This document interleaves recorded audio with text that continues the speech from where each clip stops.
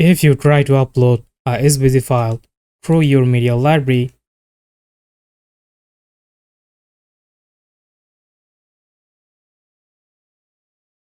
you will fail to upload SVG file into your WordPress website because WordPress does not allow user to upload SVG file by default for this security reason.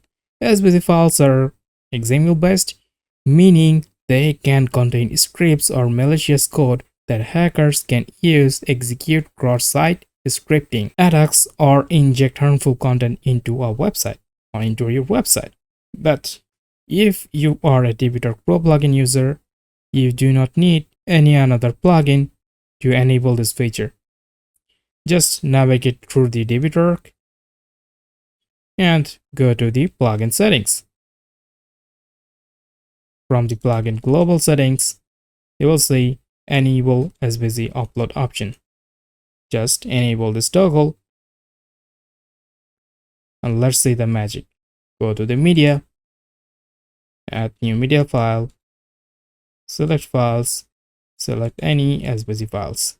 I'm selecting Telegram and another one, and also the WhatsApp icon. As you can see here, we have successfully uploaded 2 SVG files into your WordPress website.